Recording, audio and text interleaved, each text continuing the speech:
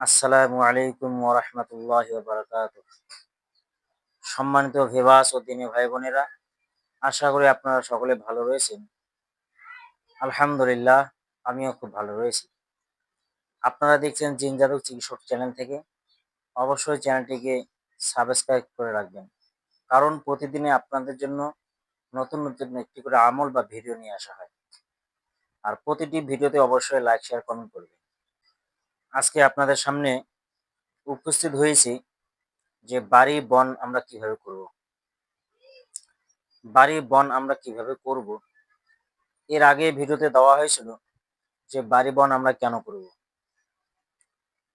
তো আজকে জেনে নেই বাড়ি বন আমরা কিভাবে করব।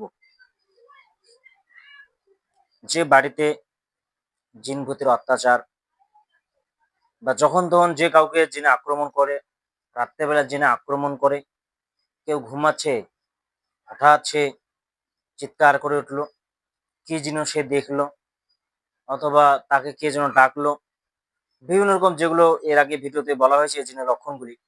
এই লক্ষণগুলির মধ্যে কোনো লক্ষণ দেখা দিল, যদি এই লক্ষণগুলো কেউ দেখে না থাকেন তাহলে আমার চ্যানেলে দেখবেন, ওখানে দেওয়া আছে ভিডিও। তো সেই লক্ষণগুলির মধ্যে যদি কোনো লক্ষণ দেখা দেয়, তো সেই বাড়িটা আমরা যদি বন্ধ করে নিই, তাহলে সেই লক্ষণগুলো আর দেখা দিবে না। সে খাবিসাদরা, সে জিন্নাতেরা যারা মানুষকে বিভ্রান্ত করে, মানুষকে ভয় দেখায়, মানুষের সঙ্গে ঠাট্টা বিদ্রুপ করে, তারা আর ওরকম বদমাশি করতে পারবে না। তো বাড়ি বন্ধ করতে গেলে সর্বপ্রথম আপনারা কি করবেন, 4টি লোহার পেরেক নেবেন, যেগুলোকে গোজাল বলে অনেকে। আগের পুরনো ঘরের মধ্যে যেগুলো কাঠের মধ্যে মাপতো, তো এখন তো ওগুলো রেওয়াজটা খুব কম। তো আপনারা যেরকম লোহার সুবিধা মনে হয় সেরকম লোহার কি করবেন, 4টি পেরেক নেবেন। 4 ইঞ্চি সাইজ অথবা 5 ইঞ্চি সাইজের নেবেন। সেগুলোর জন্য খুব ভালো হয়। এমনটা নয় যে খুব জারা মরিচা ধরে গেছে, একটু পরিষ্কার করে নেবেন। জারা মরিচা ধরেছে তাহলে পরিষ্কার করে নেবেন। আপনারা স্ক্রিনের মধ্যে কালাম পাকের 3টি আয়াত দেখতে পাচ্ছেন, সূরা তরিকের শেষ 3টি আয়াত। আপনারা কি করবেন, এই আয়াত 3টিকে 21 বার পাঠ করবেন। আর একটি গোজালকে বা একটি তারকাটাকে পেরেককে এরকম ভাবে ধরে আপনারা ফু দিবেন। একবার পরে একটি ফুঁক দিবেন, আরেকবার পরে আরেকটি ফুঁক দিবেন। এরকম ভাবে আপনারা কি করবেন, 21 বার পরে 21টি ফু দিবেন। যেটাতে ফু দেওয়া হয়ে যাবে সেটা আপনার সাইড করে রাখবেন। আরো 3টা আছে, ঠিক এরকম ভাবে আরেকটি পেরেক নেবেন। আপনারা একবার পরে আপনারা দম করবেন। আমি দেখে দিচ্ছি কিরকম ভাবে। ওরকম ভাবে, ইন্নাহুম ইয়াকিদুনা কাইদাও ওয়া আকিদু কাইদা ফামাহিলিল কাফিরিনা আমহিলহুম রুয়াইদা।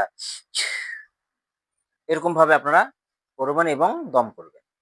21 বার পরে 21টি দম করবেন।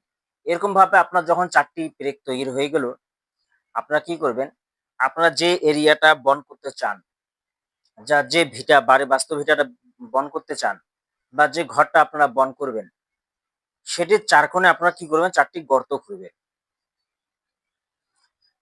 আর গর্তটা একটু ডিপ দিবেন। এমনটা নয় যে আপনারা উপরেই রেখে আসলেন, 2-1 দিন পর চলতে ফিরতে মানুষ ওটাকে কি করলো, ফেলে দিল।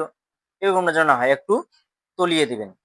তো যখন আপনাদের চারিদিকে 4টি গর্ত করা হয়ে যাবে, বাড়ির মাঝখানে অথবা সেই গর্তের 4টি গর্তের পাশে পাশে দাঁড়িয়ে আজান দিবে।